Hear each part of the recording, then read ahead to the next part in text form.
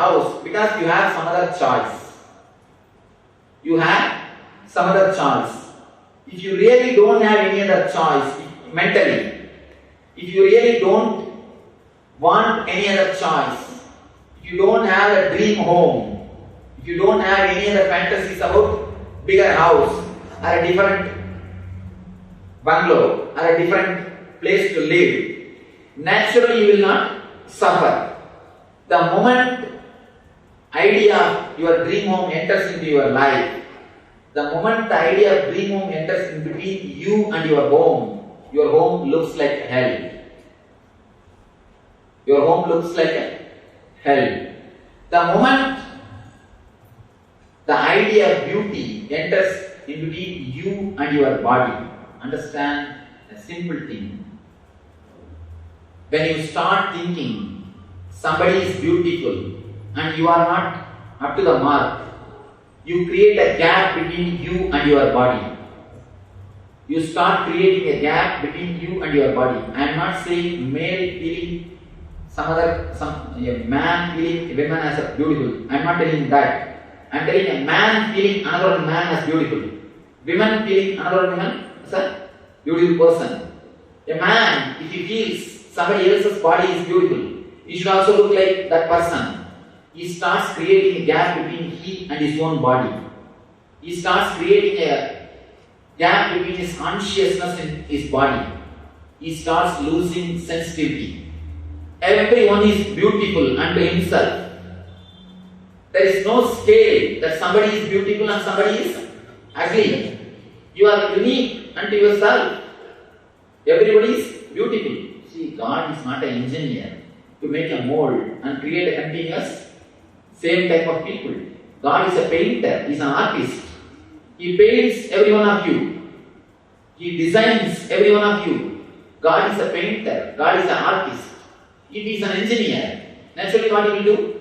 He will do mass production. He will do mass production. Make a best mold, best nose, best eyebrows, best face structure, best body structure. Start molding. Just do the mass production. But God is not engineer. He is an artist. He paints every one of us. The moment you start thinking somebody else is beautiful, I am not up to the mark, you start creating gap between you and your body. Naturally you become less sensitive to your body. You stop living inside your body. One of the biggest problem in our life is not living inside your boundary. We continuously live somewhere else. For example, the moment you get up from your bed and start brushing your teeth, you are in the office. You start thinking about the office. The moment you come to your dining table, you are worrying about your evening program. The moment you are in the office, you start thinking about the evening program, some temple or some beach or some program where you are supposed to go. The moment you come and sit in that lecture, you start thinking about your house, when this Swami will enter this course, when I can go back to the house, there is so much to be done in the house. So the moment you go back to your house, you start thinking about tomorrow morning what. One thing you can be sure, if your body is here, you are not here. That has become a way of life. That has become a way of life. If your body is somewhere, you are not there. That has become a way of life. So why we don't live inside our body? The moment you have an idea, somebody is beautiful than you, somebody looks nice than you, the moment you start decorating yourself to look like somebody, you start creating gap between your consciousness and your body. Whenever you bring fantasies, dreams between you and your real life, you bring Maya to disturb you. It is you who invite Maya into your life to disturb you.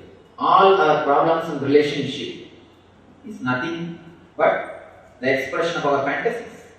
Because of our fantasies, we start expressing, we start creating problems.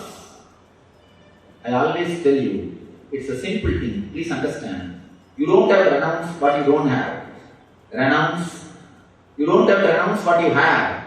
Just announce what you don't have. That is more than enough. This is the simple understanding which you can have about the Maya.